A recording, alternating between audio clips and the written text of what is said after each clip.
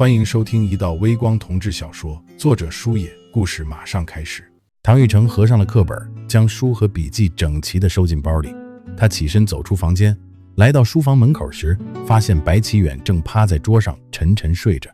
他走近，视线在那张疲惫的睡脸上停留片刻，随即无声地笑了笑，伸手轻轻拍了拍白启远的肩膀，说：“回屋睡吧。”白启远睁开朦胧的睡眼，语调有些沙哑：“我睡着了。书来，我扶你去卧室。”“不用，我自己可以的。”唐玉成却已经不由分说地拉起白启远一只手臂搭在自己肩头。白启远见他一脸坚持，只当是他的一片孝心，不忍辜负，便也由着他去了。唐玉成极有耐心地等他站稳，另一只手顺势扶住了白启远的腰。白启远自然而然地将重心靠在他身上，两人贴在一起，缓步走着。“你这么扶着我，倒显得我好像已经老得走不动路了似的。”“说，你瞎说什么？不过如果哪一天你真的老到走不动了，我也会一直扶着你的。”“别说这种傻话。”白启远摇了摇头。“到时候你大概已经成家立业了，孩子说不定都能下地打酱油了。”“不会，我想一直待在书的身边。”唐玉成看向臂弯里的人：“如果书你不介意的话。”白启远猛地停住，转头看他：“你才多大啊，就这么肯定？我知道你是想对书好，想照顾书，但我将来可不想成为你的拖累。”唐玉成皱眉：“不可能，你不可能成为我的拖累，而是一个对我很重要的人，非常非常重要。”“玉成，你很优秀，人这辈子不一定非要大富大贵，但你值得一份正常的幸福，娶妻生子，白头到老多好呀。”“那到时候你会在哪儿？”唐玉成的声音压得很低。“到时候估计我早就退休了，说不定来个环球旅行什么的。”说着，白启远嘴角含笑，语气里透着一丝向往。唐玉成低头不语，他安静地扶着他来到房间。白启远坐到床边，正准备拉过被子睡觉，身边的青年却再次开口：“启远说，我现在很幸福，待在你身边就很幸福，除非你先不要我了，否则我是不会离开你的。”“你这孩子怎么……”白启远拉被子的手顿住。“我再说一遍，我不是孩子了。”唐玉成的眼神里透着一股不容置疑的深沉，他轻轻拍了一下白启远的肩膀：“叔，你躺好，我给你盖被子。”白启远躺下，唐玉成俯下身，细致地给他掖了掖被角，双手顺势按在白启远的枕头两侧。他俯视看着对方，白启远看着他眼底翻涌的情绪，一时间分不清那是怒火还是别的什么。“你晚安，启远叔。”说着，唐玉成起身走出了房间，反手关上了门。白启远躺在黑暗中：“我是不是又把他惹生气了？”白启远和唐玉成共同生活的日子慢慢步入了正轨。在唐玉成的眼里，白启远的轮廓愈发清晰。他逐渐摸透了这位叔叔的喜好。早上醒来，进食前他一定要先喝下一杯温水。早餐偏爱重口味，最中意撒了一层厚厚辣椒面的豆腐脑，再配上一笼冒着热气的小笼包。他爱吃面，平时隔三差五就会要求我给他做蔬菜肉丝面。“玉成，我有点想吃你做的蔬菜肉丝面了。”“那谢谢你了，还有别忘了给我多搁点小青菜。”他的口吻和眼神都带有一种不好意思，这让我无法拒绝。我立刻麻利地给他做。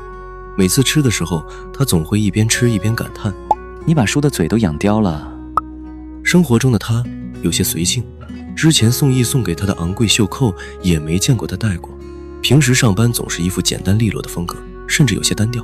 衣橱里分明放着其他款式的衣服，但他似乎只认准了平时爱穿的那3套，来回倒换着穿。我每次给他洗裤子时，雷打不动的要把口袋翻上一遍，因为总能从里面清理出烟头。他不会做饭，对吃却有着一种奇妙的讲究。在食堂点菜一定会单独配一份青菜，美其名曰养生，可饭后又必然会点上一根烟。如果没有应酬，他每晚都会准时抱着芝麻酱看财经新闻。在我晚上学习的时候，他会贴心地端来一份小蛋糕和一杯热牛奶。那唐玉成在白启远的眼里又是个什么样子呢？每天他会早上准时5点半起床，只要我走出卧室来到餐厅，餐桌一定会摆好早餐和一杯温水。上学前他都会给阳台的植物浇水，给芝麻酱的碗里添点粮。每逢周六，他会进行一次彻底的大扫除，然后去市场挑拣最新鲜的肉菜，回家准备一顿极具仪式感的晚餐。可每当我从学校顺路带饭，问他想吃什么的时候，他总是一个回答，说你替我选吧，我什么都吃。以至于现在我也不知道他到底喜欢吃什么，不喜欢吃什么。饭后，他总会默契地跟在我身后走向阳台，熟练地为我点燃香烟，然后静静地看着那团烟雾在空气中散开。我有点担心他会染上抽烟这个不好的习惯。每次问起学校的情况，他的回答都是3个字：挺好的。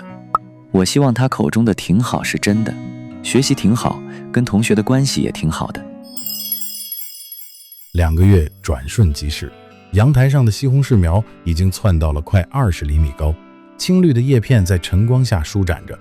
今天是唐玉成期末考试的日子，白启远特意早起陪他吃这顿他认为的战前早餐。2个人隔桌对坐，饭还没吃几口，白启远就开始了他的碎碎念模式。玉成啊，千万别有压力，这就是个期末考，正常发挥就行啊。还有卷子做完了一定要检查检查，别急着交等诸如此类的话。唐玉成本来心态稳如泰山，被他盯着嘱咐着，倒是感到了几分紧绷感。他看着白启远那副坐立难安，比考生本人还紧张的样子，忍不住笑出了声。这还只是个期末考而已，他就已经紧张成这个样子了。那要是高考，岂不是得给他准备速效救心丸了？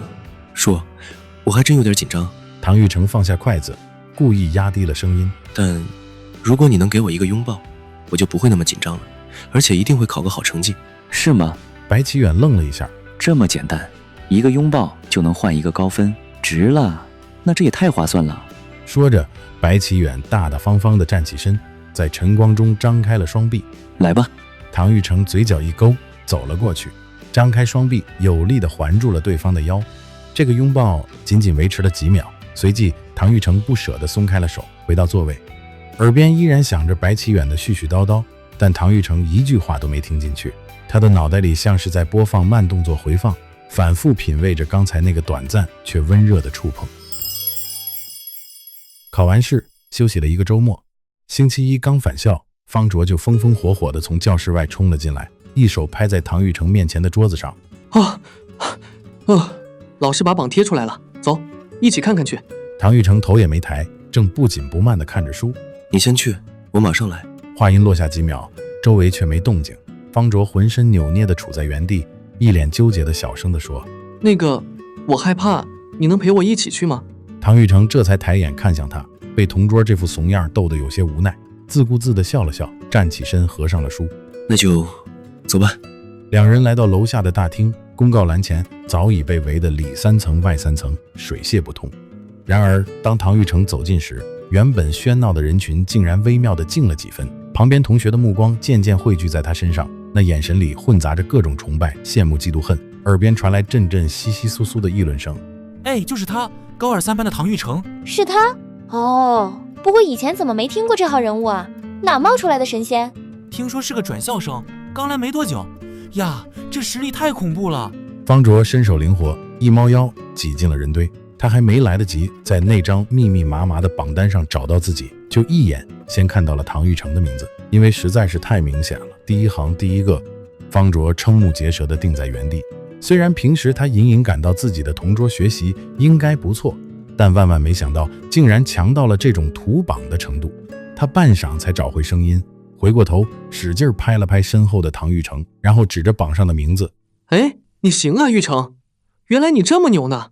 唐玉成顺着他指的方向看去，扫了一眼自己的分数，但他的脸上并没有什么波澜。